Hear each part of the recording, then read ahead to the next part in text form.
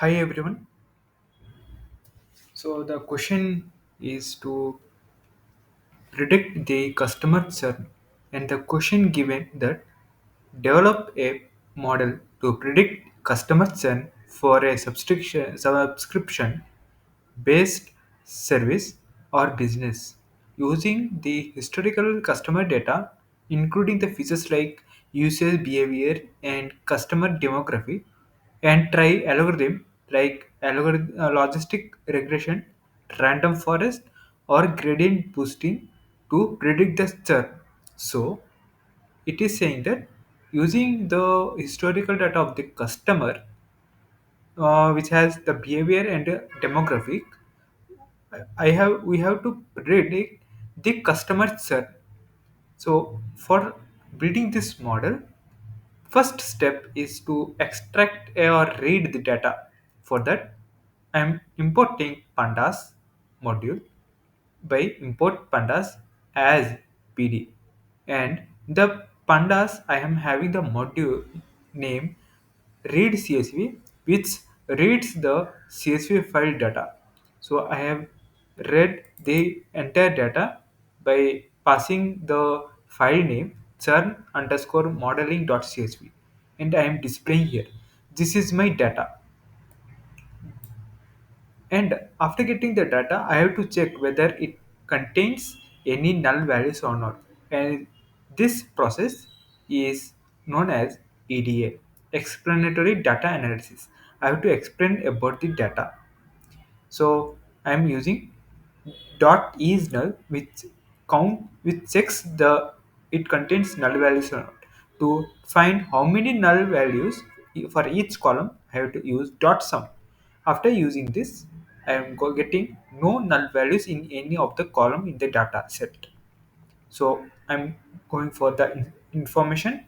I have to get the information about the data. So I have used dot info method for this data, and for description, to get the description of the data, I have used dot describe method in the pandas data. So after completing EDA process, I have to do the data pre-processing, which means feature scaling and encoding. What does it do? Means when if I consider gender or geography or surname. So for now I'm taking geography. I'm having different names like France, Germany, Spain. So I have to convert them into numerical data or numerical label. So now it is in the string label. I have to convert them into numerical label. In the same way for the gender also, I have to convert this string value to numerical labels. It is basically a process of converting from a value to numerical values. That is the happened in the feature scaling or encoding, which is considered as label encoder or one hot encoding. So I'm finding how many unique values are there in the geography, as I mentioned earlier. So I'm having France, Spain, Germany. To convert them into numerical, I have to import label encoder from pre-processing. I have to initialize it to the variable. From there, I have to use the fit transform to convert them into numerical labels for this column. So I'm passing entire column data of geography. So in the backend, it is mapping each unique element with the numbers, and it is converting and replacing to the respective values. So now the France is replaced with the value 0, Spain is replaced with the numerical value as 2, Germany with 1. So there are three unique elements. Earlier it was France, Spain, Germany. After applying label encoder, these three converted into numerical variables 0, 2, 1.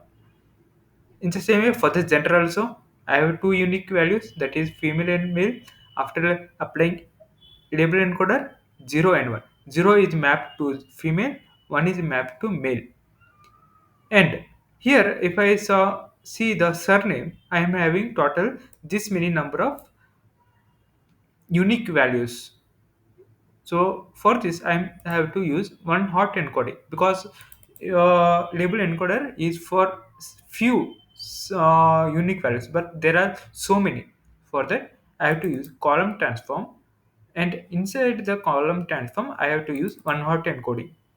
So this is how it is converted. So there are total this many number of values, means this many number of surnames. For each it is encoding like this. So I'm getting information. So integer type object means strings, surname is strings, and data, after getting the data, surname I was converted into like this, as we, because we have used one hot encoding. Now after that everything is done, after everything is transformed, now we have to go for the feature extraction. For the multilinear feature extraction, as we saw, there are so many features. So out of this, which feature we have to select? For that, I have to plot the pair plot for this data. After getting the pair plot, I have to check which is the linear one. So most of them are the linear features. So what does it mean? Means it is directly correlated with other features. And for next one, I have to check the correlation values for this plot. And for that, first I have to ignore the warnings while importing, while uh, plotting the heat map. I will get the warnings, but I have to ignore them. So that's why I have imported the warnings and passed the ignore value for the filter warnings method. And heat map SNS is comes from the seaborne, and heat map data dot correlation, which gives the correlations value, and annotate true will make to see or visible those values, those correlated values. And I have plotted finally. So this is my table where I can see this is my excited is my independent variable, means target variable, and these are the features. So this is my final output based on this one. So we can see how much it is correlated, how much directly proportional to them. So I'm considering data dot columns to check what are the column names are there. So I have to drop this column surname, so because the surname is not that much effective for this target variable. And after removing this column, I am considering this many number of columns from the starting from the second column to final, except final one, because final one is my target. And I'm getting the target value as dot values. I'm converting them into the numerical 1D array, and I'm displaying x. So this is my final data on which I have to build a model by train test pre. And this is my x, this is my y, this is my final features. So till now the features has been extracted. So again, I have built an heat map, a data correlation. I have checked the correlation once again. It is okay. Now, first model that I have to build is logistic regression. For that, I have to split the data into 30% of the data for the testing and remaining 70% of the data for the training.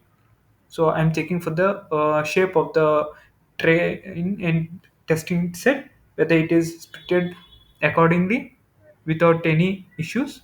Yes, it is done. So there are total 10,000 set. So 30,000, 3,000 were for testing and 7,000 for training. So it is split as per expected. Now I have to initialize those logistic regression with the balanced class weight. So I am importing logistic regression from linear model and applying the model to the training set, that is extrain invited. And I have to predict now for this logistic regression. So I am importing those required modules and numpy for the mathematical calculations. And first I have taking getting checking the how much training set score and testing score is there. So it is above 50%, and this is also both are okay. The testing score and training score is performing almost nearly equal to 70%. and I have to predict. Now I have to predict for the testing set. So for this logistic regression, I am predicting with the testing set, that is X test. I will get the predicted values, that is Y pred. I am initializing them to Y pred values. Now using R to score, mean absolute error, squared error, and root mean square error, accuracy score, F1 score, and confusion matrix for the logistic regression. These are the values that I'm getting, and this is my testing final report. This is my report. You can also import for classification report, and you will get everything in this one day. And this is my model building for the random forest. So till now I have completed logistic regression. Now random forest.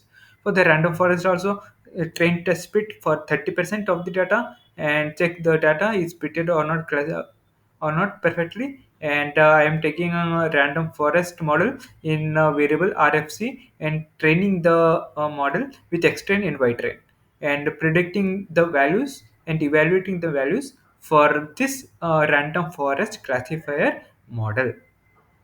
Now I am taking SQL and dot metrics for this, and calculating what I'm thinking how much percentage of the training score and testing score is performing. So it is well and good. This is almost 95% to 90% of the score is there, accuracy is there, so it is better than logistic regression.